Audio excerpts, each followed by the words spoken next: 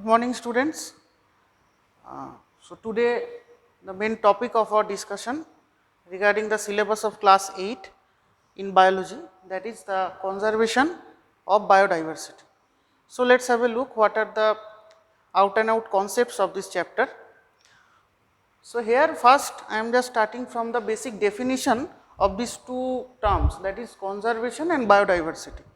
I am just coming first to the later words, that is biodiversity. Basically why, that is biodiversity needs to be conserved. That is why the conservation we will discuss after getting a little bit of brief idea about what is biodiversity. So first, that is biodiversity.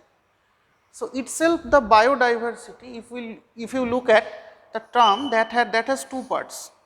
One is the bio and another is the diversity. So bio, the term comes from bios. You know the biosphere, where the living being survives. The sphere where the living being survives, that is the biosphere. So bios means the living forms and diversity means the variety and differences of the living forms. So that makes the biodiversity. So what is biodiversity? Biodiversity is the different assemblage of the living forms. What are the living forms? You know the biotic factors of the community, that is the plants, animals as well as the decomposers or the microorganisms. So these are includes in the biodiversity, diversity of them are the biodiversity. Just for your kind information, the biodiversity term has been introduced by this person Walter G. Rosen at early 19th century. So he has given that term, that is biodiversity, and after that it has been flourished. There are basically different modes of biodiversity according to their expansion. How? Expansion means some biodiversity are local biodiversity, some is alpha diversity. Alpha stands for, that is local diversity, or where the diversity is confined into a particular region. Particular region means, this is not other ecosystem. In a particular ecosystem, when we are looking to different patches, suppose in a tropical rainforest, if you select two patches adjacent or maybe little bit of isolated places, then we compare the diversity between the patches, that is called the alpha diversity. So that is also called the local diversity. Next one, that is the beta. Beta means that is not also the geographical diversity, is not gives you the depiction of the geographical barriers or some other ecosystem, but yes, the beta diversity is little bit of more larger unit than the alpha, because in case of beta we see that we are comparing the diversity between two ecosystem, two adjacent ecosystem diversity we are comparing. Just like suppose we are comparing the diversity of a desert and then we are comparing a tropical montane forest or subtropical forest. So that is the beta diversity. So after the beta, there is the gamma.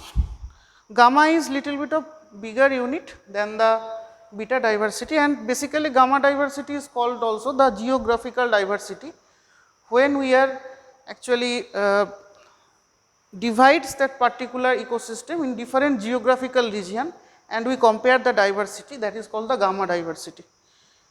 In most of cases, most of books or references, there are three types of diversity: alpha, beta and gamma. But I just want to mention another thing, that is the delta diversity. Delta diversity is a debatable concept. Is it exists or not? There is still in a debate, but the concept can be told. What is the delta? Delta is the father of all three diversities here. In which sense the father? Father in that the delta diversity is the most bigger concept of the diversity, when we are not only comparing different geographical region, rather we are comparing the geographical regions, just like if you compare the diversity of a tundra region with the tropical rainforest, that means the larger expansion of the comparison is there, that is the delta diversity. Now the next term you can see from here, that is mega biodiversity. You know the term mega, mega means with something colossal or enormously bigger in size. So when the diversity, when the biodiversity is much more expanded and there is very enriched type of diversity, biodiversity, it is called the mega biodiversity. In our world, there are some mega biodiversity countries are there, and to be proud of ourselves, India is one of them. If you want to take the example, except the India, there are Brazil, even there are Indonesia. Indonesia is an example of mega biodiversity country. There are Sudan from Africa also. So, mega biodiversity means there are rich variety of species, plant, animals as well as the microorganism are there. So, they are the mega biodiversity. Now, another thing you have to consider that what is hotspot. Hotspot, the term is very multivariated, but if we consider the hotspot from the idea of biodiversity, that means there are two criteria that is very important. Just I am writing here the two criteria to be a biodiversity hotspot. What are the criteria? First, 1500 species of vascular plants as endemic. Please keep attention on a particular term that is called the endemic. Why I am keeping stress a little bit in this term? Because the endemic means which plant is only found in that particular area or particular geographical region, which is not found outside of any area rather than this particular area. So, they are endemic. So, this is the first criteria to be a biodiversity hotspot. 1500 species of vascular plants as endemic should be there. So, what are the second? That is more or less 70% of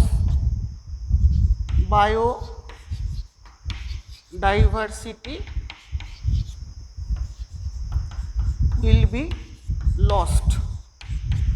So, of that particular region, there should be the 70% of their biodiversity should be lost. On the basis of these two characters, we will confine that there are the biodiversity hotspot. If we take the context of India, there are 3 recommended biodiversity hotspots are there. Nowadays, it is saying 4, but there are 3 that is in most of the resources they have been given. I will also tell about the 4th one. So, what are the biodiversity hotspots in India? First is the Western Ghat.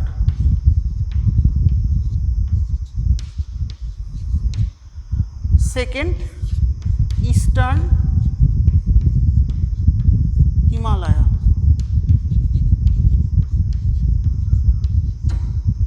And third one, that is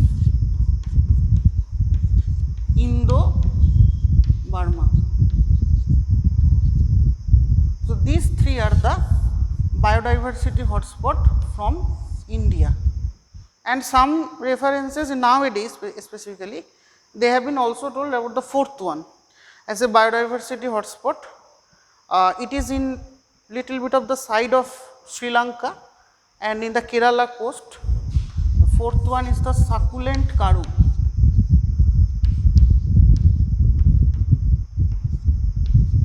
Of Kerala. This is the another hotspot that has been considered nowadays. So, these are the 4 biodiversity hotspots we can consider from the context of India.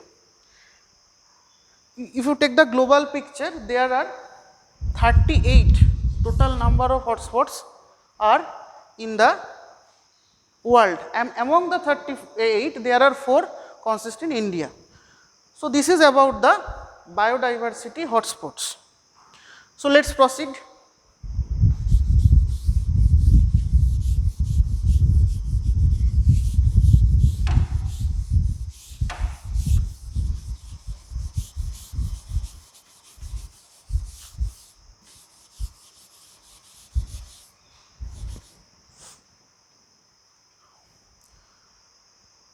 So, these are about the basic concepts of biodiversity. Now, if we come to the second, I mean according to our chapter that is the first term, but we will come to the second as discussion, that is the conservation. So, before going to the biodiversity conservation, we should know that what is conservation and why should we do conservation of some things. Conservation means the scientific approach to protect some species, that is the conservation. It can be the conservation of plants, it can be the conservation of animals and any kind of things. Even in case of the aesthetic things also, we should take the method of conservation. So, it is a scientific management and the intellectual interpretation of your scientific knowledge to preserve something from the damage. So, that is the conservation. So, we are conserving who? We are conserving biodiversity. So, that is why the biodiversity is little bit of important, that is why we are conserving it. So, what are the importances of biodiversity? Importances means you know that this is the biotic components of our life. So, the total ecosystem, the total ecological cycle that has been depends on the biodiversity. They gives us aesthetic beauty. We know from the lower classes that we can cleanse some products from the forests for our life, etc., etc. So, forest is also the part of biodiversity. We will gradually discuss about the forest and how can we conserve it in a later onwards classes. And so, these are the importance of biodiversity. And why should we conserve? Because it is getting damaged on the purpose of some natural calamities are there, some anthropogenic activities are there, they are losing the biodiversities. So, we should conserve them. Conserving by enacting laws, reusing them, and also the social awareness and personal awareness is highly desired at this moment, because this is a high time to conserve the biodiversity. Next, if we are talking about the conservation, then what are the methods of conservation? Methods of conservation, that means there are basically two methods. One is the ex situ, another one is the in situ. Ex situ means when we are conserving some species out of their natural habitat, or we are conserving some species, I mean plants or animals in an artificial system. Just like the example seed bank,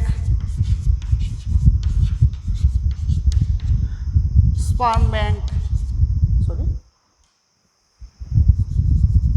this can be the example of the ex situ conservation.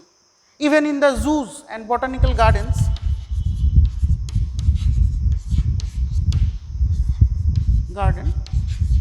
they can be the examples of ex situ conservation sites. So, know that.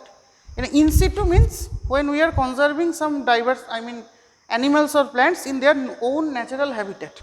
So, that is the in situ conservation. In situ conservation means sanctuary, NP, that means the national parks, biosphere reserves. These are the sites of in situ conservation. In our syllabus, there is a brief discussion about the in situ sites of conservation. So, let us have a look. First one is the sanctuary. Sanctuary means right now, according to the census of 2018, there are 686 sanctuaries are there at present in India. What are the features of sanctuary? In a sanctuary, there is no distinct boundary line, this is a smaller spaces, and here the human activity is allowed. Human activities means not the malpractices like poaching or illegal trades are not allowed, but human activities for interaction with the wildlife, that has been allowed in the sanctuaries. So, that is about the sanctuary. Sanctuaries example just like Bethua Dahuri sanctuary, there are other sanctuaries in the even any other states who can find the examples of that. So, that is sanctuary. Then the national park. National park means, and also in case of sanctuary, it is undertaking the rule of the state government. There is no central connection, central government connection with the sanctuaries, rules and regulation. National park, it is exactly opposite of sanctuary, it have a distinct boundary. Any kind of animal human interaction is not allowed here. There is a larger spaces, and in national parks there are I mean it is the undertaking of the central government. So, that is the national park.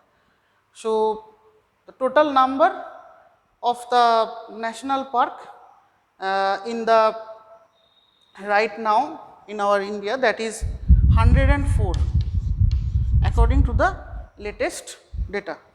The first established national park is the Corbett National Park of Uttaranchal. It was previously named as Hailey National Park. Next, the biosphere reserves. What about the biosphere reserves? Reserve means to protect something or to reserving something. So, we are reserving the biosphere here. Biosphere means it includes the living organisms as well as we are protecting the nature here also. So, that is the biosphere reserve. Just example, in our India, I mean in our West Bengal, there is Sundarban Tiger Reserve. Sundarban is a biosphere reserve, now considering it as a heritage site also. So, the total number of biosphere reserves right now, it is exactly 566 till date. Okay. So, the biosphere reserve. So, these are the sites of in situ conservation. There is an organization known as the IUCN. IUCN gives the clarification that who should we conserve, who are in the list of risk to conserve something. So, IUCN provides red data book, and a red data book, that means it is a documentation of that species, plants or animals who is facing the risk of extinction. And there is the green data book.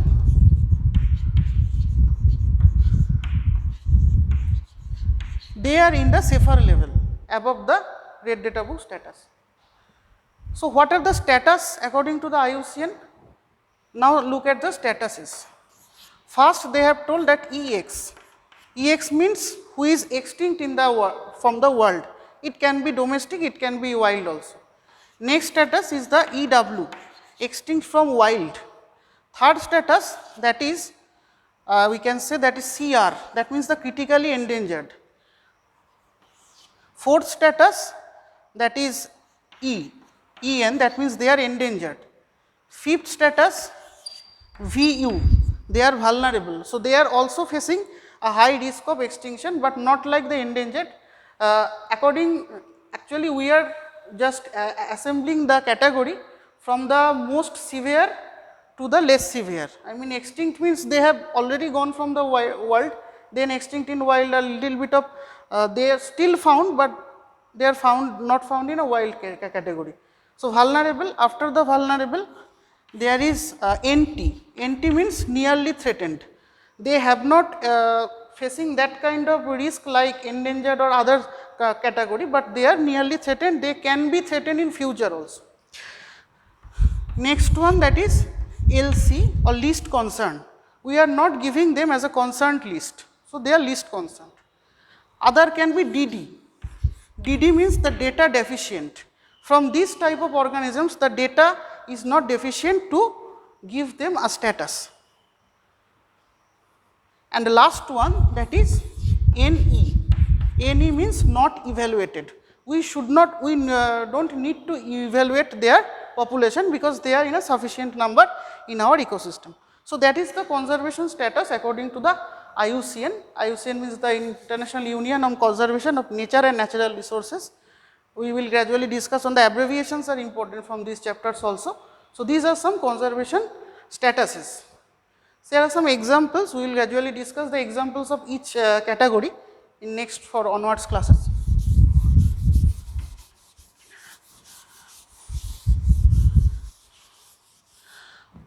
Last concept of this part, that is what are the measures taken by the legislative bodies and governments to implement the conservation in a much more strict format. So, there should be some laws and implementation are there. In 1972, there is IWPA. IWPA means Indian Wildlife Protection Act that had been started. On the consequences of IWPA, in 1973, the Project Tiger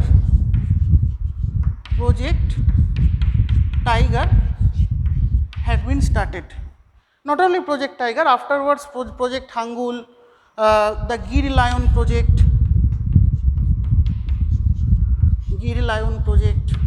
even the Vulture project and the Crocodile project also started from the various places of the India. So, after 1972 there are some other modifications has been done also this law. 1980 Forest Act,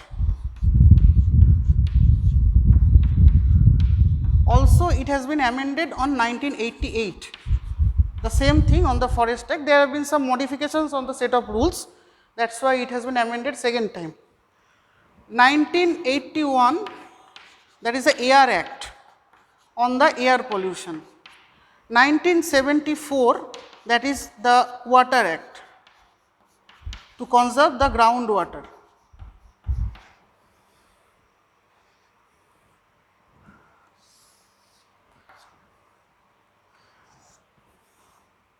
1986, that is EPA, Environmental Protection Act has been started, and after that 1986 has been done. 86 has been modified after several times at 92, 96, 99 and onwards. In 2002, Biodiversity Protection Act BPA has been started, the protection of the biodiversity. There are some important acts that has been laws has been made by the governance, by the governments to stringent the conservation programs. So, these are what I have written here, these are important years also. It will be better if you remind the years as well as which year the which act has been enacted. There has been some selected, there are many, and just you are seeing from 1972, that means post independent. Before the independence also there are some acts, but these are not important on the context of our now the conservation, because we are approaching towards the modern process. So, here the amendments of every act, they has been modernized or fully flourished, and it has been modified right now. So, that is why the amendments are needed, just like after 86, 92, 96, 99. So, their status can be changed, some status of animal plants can be changed, and here also you will see that some sanctuaries will become the national park. So, it has been upgraded their status, but the national park cannot be downgraded to the level of the sanctuaries. So, that is very important. So, it can be changeable, it is not the constant one. So, that is about the summation of this chapter what was given, and some additional things are there, additional informations are there. I will gradually share with you in the next onward classes. So, that is all for the day. Thank you for listening.